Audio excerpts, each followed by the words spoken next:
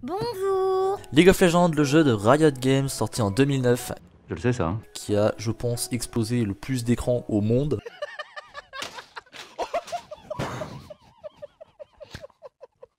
Vu le nombre d'années où j'ai joué à ce jeu, j'étais obligé de parler de lui pour mon premier test. C'est vrai que ce jeu m'a accompagné depuis le collège et autant vous le dire, j'ai un niveau stratosphérique. Et oui, platine actuellement, top 5% des joueurs quand même. Ah ouais, quand même, en face ils sont chauds. Oh, Zélan il va prendre un kill. Il pue la merde. Ah mais le level Oh, de Coco. vache. Ouais, c'est nul. C'est pas bien. J'ai bien aimé le... Bah rien en fait, tu manques de talent.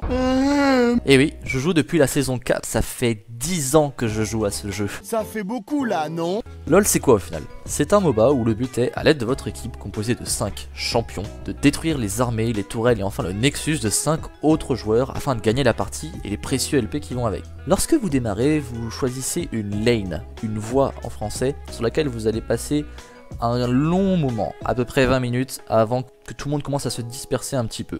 On peut distinguer 3 lanes, ce qu'on appelle la top lane, la voie du haut, la mid lane, la voie du milieu, et la bot lane, la voie du bas.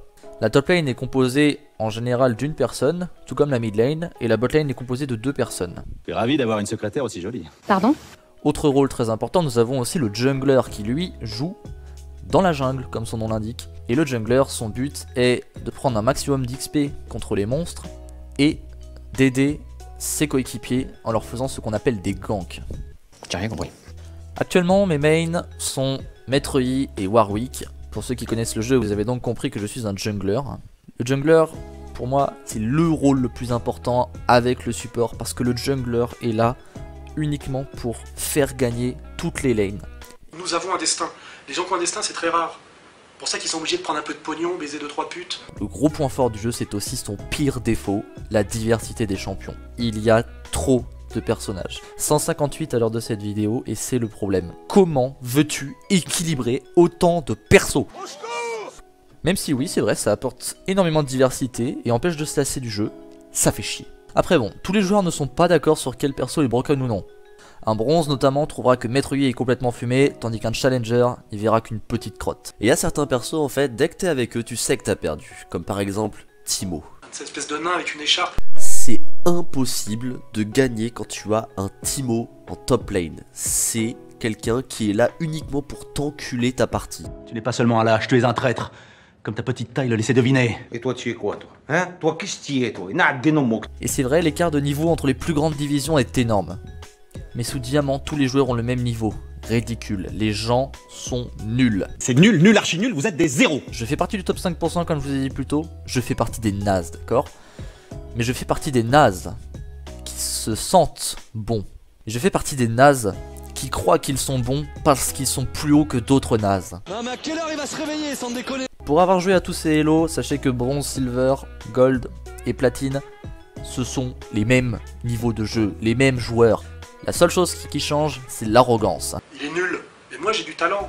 S'il y a un truc qui ne m'a pas plu dans cette saison 11, c'est qu'au final, les champions qui ont été créés lors de cette saison sont tous les mêmes, la même gueule. Zoé, Séraphine, Gwen et Zeri, ce sont les mêmes personnages. La même petite fille à la peau lisse avec des cheveux de couleur.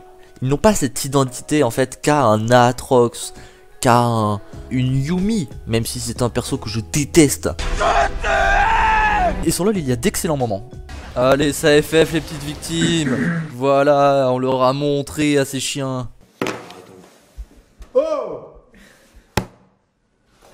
Putain, c'est bon ça. Mais aussi de très mauvais. Des games où tu ne peux rien faire. Et juste ta journée est totalement gâchée. Tu n'as plus goût à rien. On a perdu à cause de ce Z de merde. C'est un délire comment il est nul. C'est une défaite. Mais heureusement dans ces moments-là, il y a une chose, un mode de jeu qui peut te faire retrouver le bonheur, la rame. C'est le meilleur mode de jeu du monde.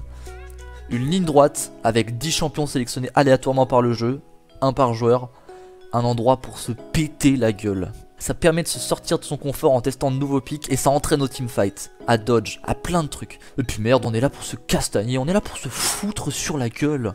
Je joue pas à League of Legends pour rester derrière ma tour à te mettre des spells. Je veux qu'on se mette sur la gueule en fait. La calotte, c'est mort, j'y suce! La cervelle de la mort, j'y bouffe! La calotte, vous mort! Je prends vos femmes, je leur décharge dans la bouche! La map Aram est une carte enneigée sur un pont avec pour chaque équipe 4 tourelles, un inhibiteur et un Nexus. Chaque équipe part de sa base où il y a un vendeur un peu spécial, un spectre pour les gens de la team Blue et un sorte de vendeur itinérant pour la team violette. Même principe que la faille de l'invocateur, chaque équipe doit défendre ses tourelles, son inhibiteur et sa base des adversaires. Il y a en tout sur la carte 4 points de guérison, si je peux les appeler comme ça en français, des heals, comme on dit sur le jeu. Des endroits pour récupérer un peu de santé en fonction de vos PV. Ces heals apparaissent toutes les 2 minutes et servent à rendre à votre équipe pas mal de PV et vous allez en avoir besoin car vous allez en prendre des coups. Du poke comme on appelle ça. Et sur la map arabe, il y a une question que je me pose à chaque fois.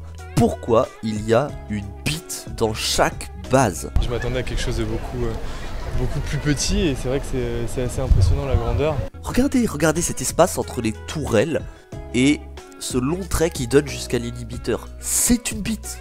Et l'inhibiteur en est le gland. Une belle grosse queue. Je ne comprends pas que je sois le seul à ne voir que ça. Je suis désolé. C'est une bite. Puis alors là c'est métaphorique parce que du coup il y a dans chaque base une bite d'où apparaissent de chaque côté de la carte des petits mignons qui sont envoyés pour se battre. La petite armée de chaque tub, c'est magnifique. Pour la jeunesse c'est une assez mauvaise chose je dirais parce qu'il y a quand même la violence qui en ressort. Et enfin le dernier mode présent en ce moment, la RUF. Et je sais que je vais m'attirer les foudres en disant ça mais c'est de loin le pire mode de jeu. Enfin non il y a TFT mais je vais même pas en parler parce que je vais m'énerver. C'est de la merde. Bon ok je rigole, on va parler de TFT mais juste 2 secondes. Alors TFT en gros, le but du jeu c'est qu'on est sur un plateau où on choisit des personnages qui nous sont proposés aléatoirement dans une boutique composée de 5 personnages qu'on peut actualiser si on le souhaite ou bien ajouter de l'XP tout en gérant notre argent. Argent qui augmente après chaque combat, qui augmente suite à nos victoires et défaites grâce à un principe de série. Si vous faites une série de victoires, vous gagnez plus d'argent, et si vous faites une série de défaites, vous gagnez plus d'argent. Il y a aussi le principe d'intérêt. Vous gagnez 1 d'argent tous les 10 gold que vous avez encore en poche. Le maximum étant à 50. Donc l'intérêt est de monter jusqu'à 50 d'argent et de rester et gagner du coup 5 d'or de plus à chaque round. Les personnages que l'on choisit, il suffit de les mettre sur le terrain pour qu'ils combattent pour nous. On vous exploite. On vous crève à la tâche. Et franchement, voilà. Ce qui est vachement sympa quand même, mine de rien, c'est qu'on peut faire des petites animations avec nos petites légendes. Et alors, le coup de poing le plus rapide du monde, c'est l'Huracan.